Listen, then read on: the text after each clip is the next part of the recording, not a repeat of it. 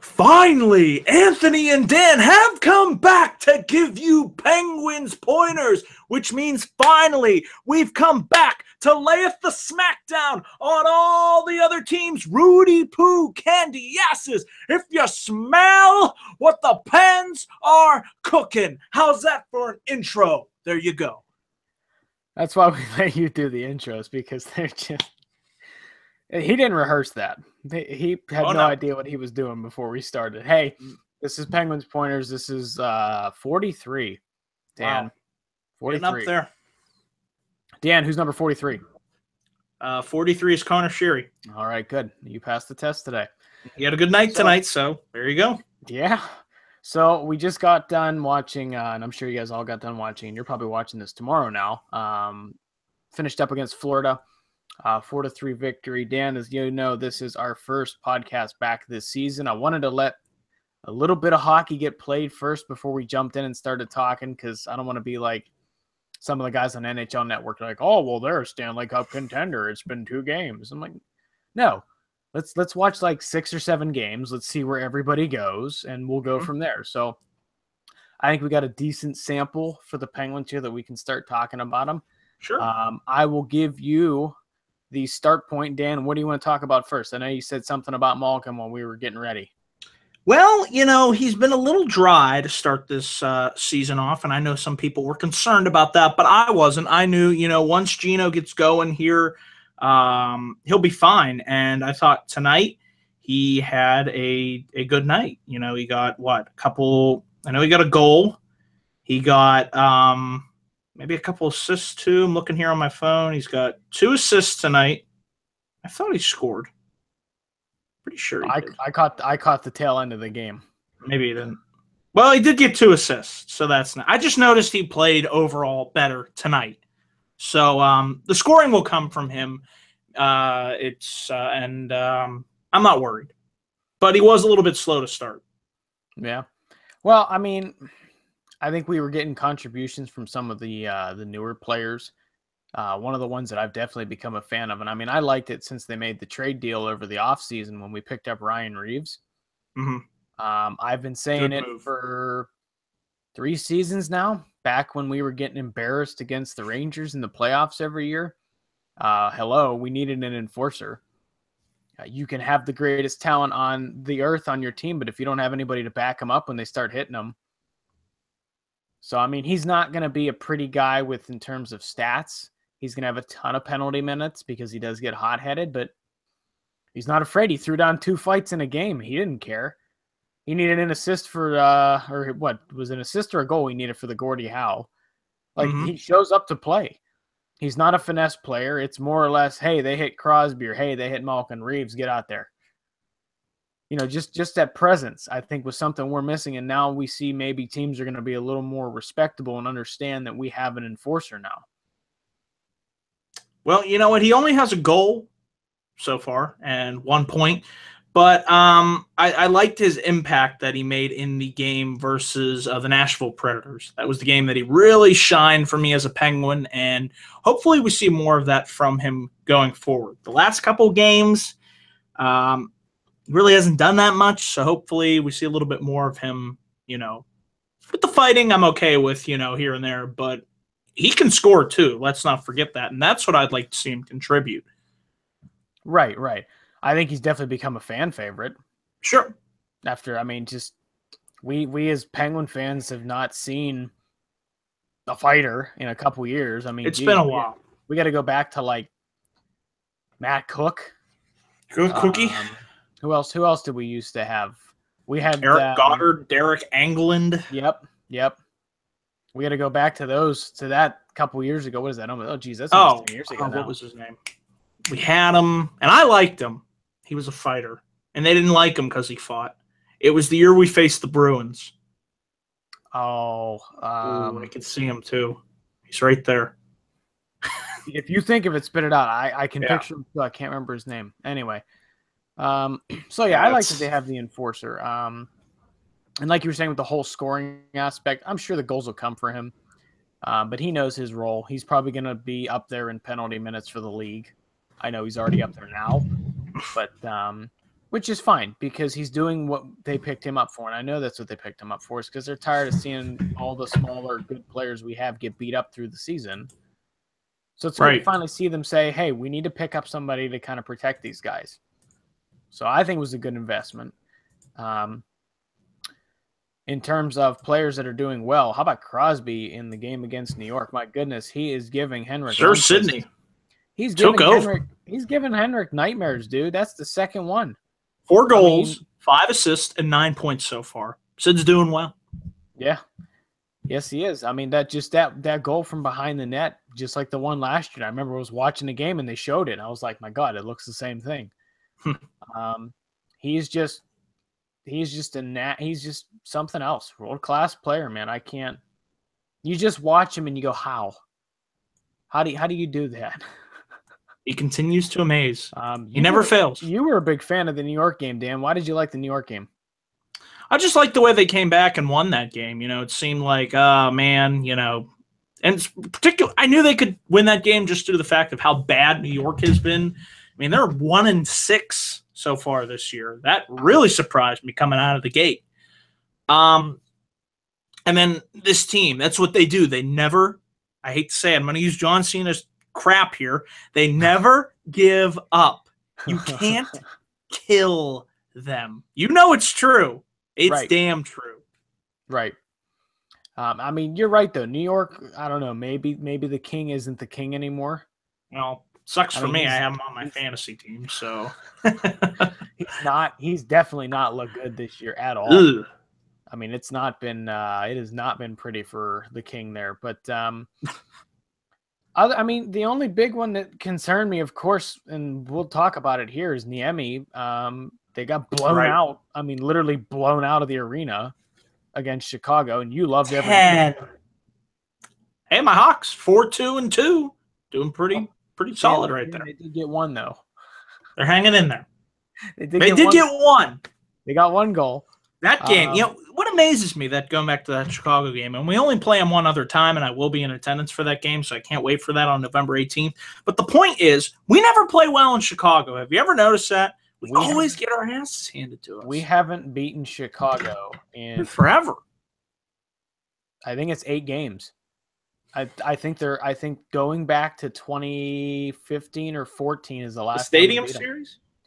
Oh God, that was bad. No, remember that debacle? I remember. We watched it. We had everybody over and we watched that game. That was not fun. It's like what? Yeah, that wasn't pretty. But no, seriously though, that game. And in all honesty, the couple games we've played have definitely concerned me with goaltending. I hate picking on him. I really do, because now he's the mainstay. But he's not been as sharp as we've seen him. You said in the pre-talk that even he said to Mark Madden he's not been as good as he wants to be. But on the other hand, I'm really scared. Why the hell did they pick up Niemi? I didn't like it when they did it. And I definitely don't not so much now. Worried about Murray. I think he'll be fine. He's shown that in high pressure situations, and he can adapt. And he recognizes that. He even said in the interview, "I haven't been as good as I wanted to be." So he recognizes that, and it's good when you recognize when you're not doing as well, because therefore you can make the necessary corrections and fix those mistakes. So Murray, I think he'll be fine. Niemi is the concern for me. I agree. I mean, he didn't look good. I mean, he gave up. Chicago was god awful. He gave up against them. They never had a chance. 2 goals, he gave up. Sullivan was better off just to leave him in there and let him get blown out. Let him just drown. Forget it. The game at that point was lost. There was no way you're coming back. Why put Murray in there? The Tampa Bay game was better. It was a little bit. The same problem. You gave up too many too early. And that's a hard mountain to climb. And Tampa Bay is proving that they're good right now. They're 6-1-1. They had a nice start so far. Coming out of the gates well. NHL, EA Sports picked them as the Stanley Cup champions in their predicted simulated series. It was Tampa Bay. And they played, I think it was Edmonton. They're not doing too well so far. No, they've lackluster. McDavid's been good, but they've been lackluster. They're not meeting It's early. It's still way too early. We've only played, 6-7 games each. You can't judge off that. Here's the only thing I'm getting a little confused on here with these matchups. I get putting Murray in against Washington and then Niemi against Tampa. I don't quite understand the Murray. Well, I do, but I don't. I understand why you put Murray in for the first game of the season as banner raising night. Woohoo. But then you let Niemi go up against Chicago, the team you know you're not good against. Like, you were setting yourself up for failure to start with. And the biggest bummer is you lost both games. You know? It would have been different if you won your banner raising night game, but you didn't. In a perfect world, it would have been nice if they could have had Fleury contracted for one more game, one final game. He plays the home opener. Murray plays the second one. All is right. Right. That would have been nice. Speaking of which, he's on the injured reserve now, which is terrible. Because he started out so well for Vegas. I mean, his numbers are better than had for the Penguins for a couple years now, and now he's out. That sucks. Well, I guess that's hockey. I mean, that's one of my beefs. I'm getting tired of goaltenders getting run into. It needs to stop. I'm talking league wide. I know that I don't watch just Penguins hockey. I watch the entire league. And I'm getting tired of watching these goaltenders get run over. It's not good. We saw it tonight. They can't go anywhere because that's their job, is to stay there. Sorry, you can go in the blue. No, you can't. You can't run into the goaltender, plain and simple. But anyway, that's my soapbox. I'm tired of goaltenders getting run into because it's BS. Back to the goaltending thing here. I don't understand why we put Murray in against Florida tonight and not put him in tomorrow against Tampa, who we know is doing well and who we've already lost to once. Murray's done well. He's shown that in the playoffs against Tampa. He's been very strong. I'd say that was his best series in the playoffs to date, was at Tampa Bay. Right, and not to take away from Florida, but they're an average team. Half the building is empty. Yeah, I mean, God, they can't fill that thing to save their lives. But I would have put Niemi in tonight and then gave Murray the nod for the Tampa Bay game, because I don't know about you. I'd hate to lose to Tampa Bay twice at the beginning of the season. I think we only play him 3 times. Yep. So I don't see that move. Maybe they see something else. Maybe they think Niemi can beat them this time, even though a week ago we already lost to them. Other than that, following up on that, we got, speaking of which, Edmonton's at home next week on Tuesday. That should be a good one. Then Thursday is Winnipeg. The Jets, who are just meh. I don't understand these schedules. I never do. So they play Winnipeg at home Thursday. We go to Minnesota Saturday. And oh my God, the schedule makes no sense. Wait. Wait, hold on. Bear with me here. Bear with me, because you're going to see a lot of familiar teams the next 2 weeks. Ooh. So, Edmonton on Tuesday at home. Yep. Winnipeg Thursday, home. Yep. Minnesota on the road Saturday. Mm-hmm. Sunday, another back-to-back in Winnipeg, where we just were on Thursday for a home game. Same team. That's stupid. And then Wednesday, we play Edmonton in Edmonton. Is that Western road trip coming up? We got Winnipeg, then Edmonton, then Calgary. Can't forget about them, the Flames. Then Vancouver. Oh my God! Why would a lot of back-to-backs? Have you noticed that? Well, I think 9. Is it 9? I think they have the most. If not, 9 of 11 of them are at the beginning of the season, which is odd, and it's also kind of a good thing, because then what that means for them is they won't have as many back-to-backs come March. That's when true. They're trying to keep their pace. You know what I mean?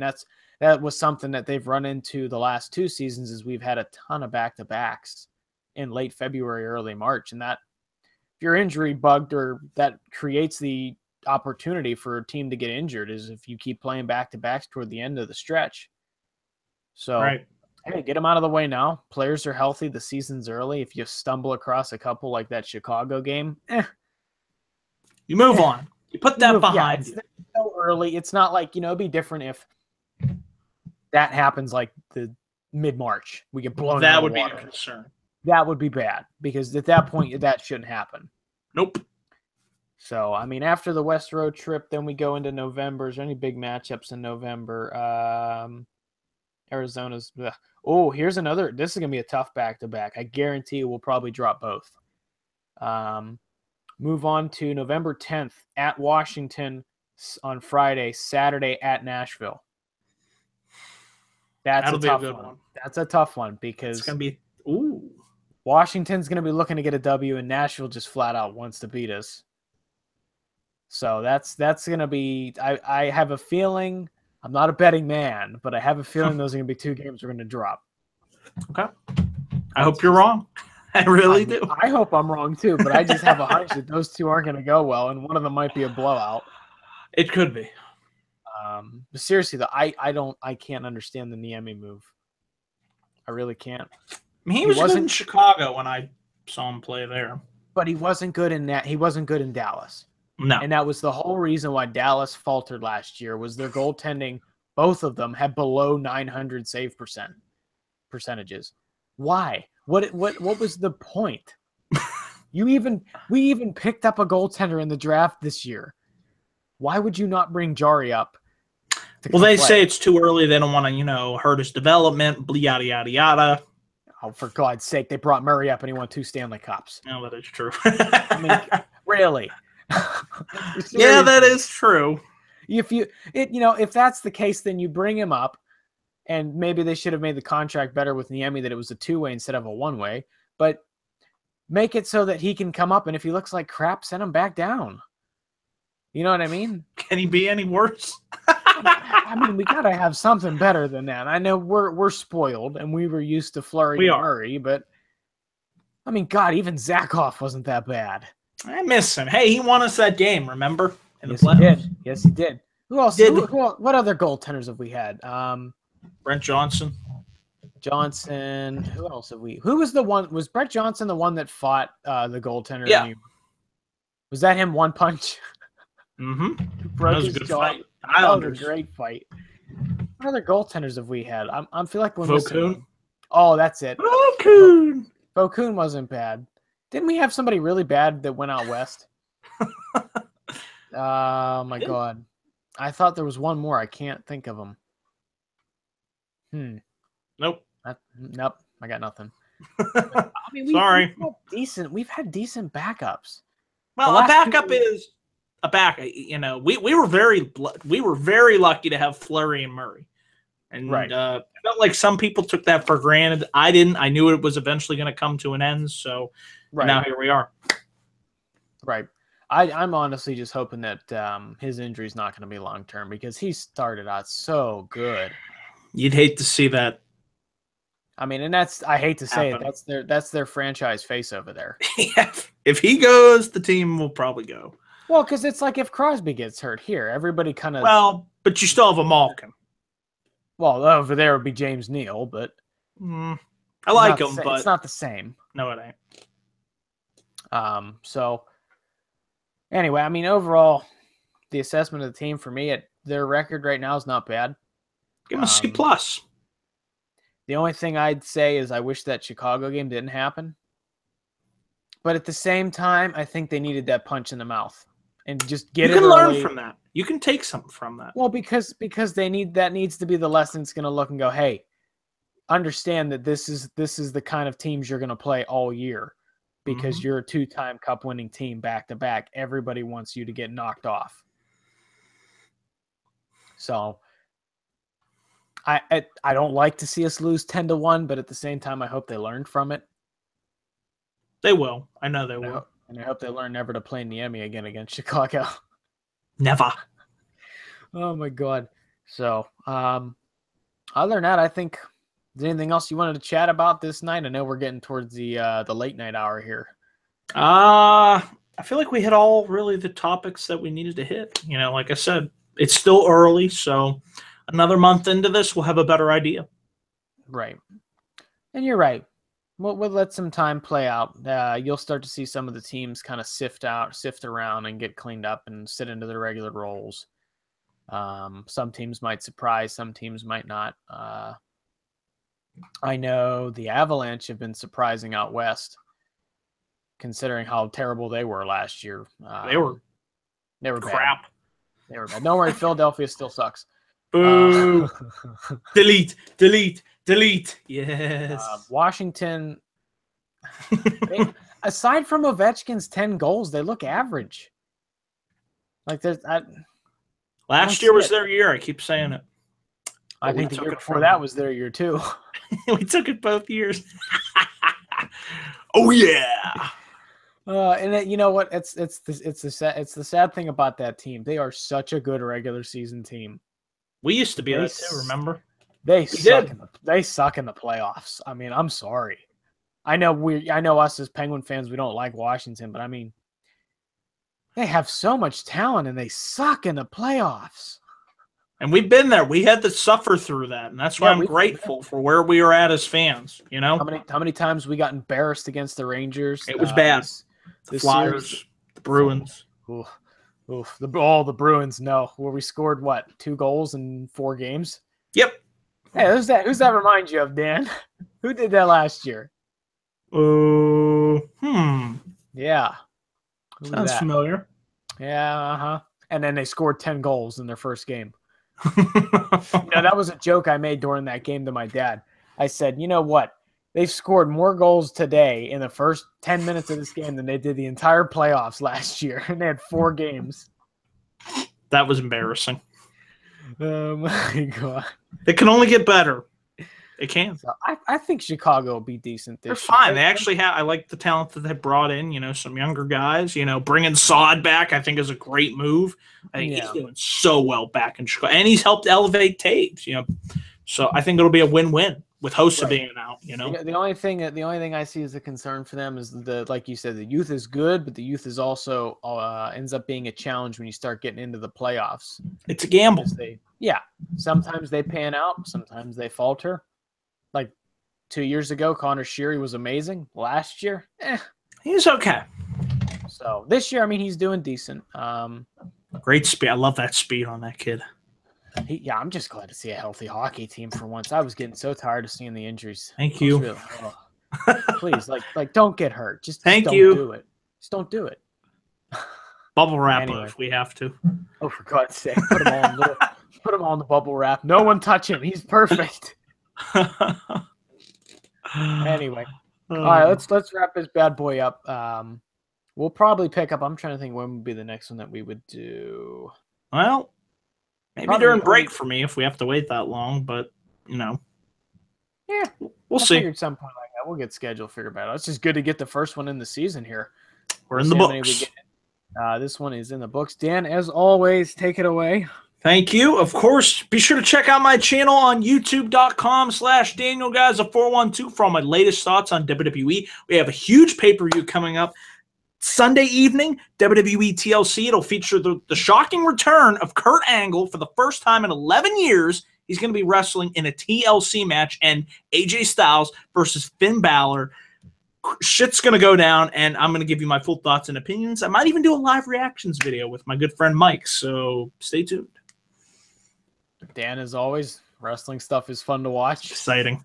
I can never get into it, but you do make it entertaining. I'll give you that. I try. That's all I can do. Alrighty, guys. Thanks for tuning in. We'll catch you guys next time. Let's go Penguins. And Dan, as always, it was good to see you again. It's great to be on here. Thanks for watching, guys.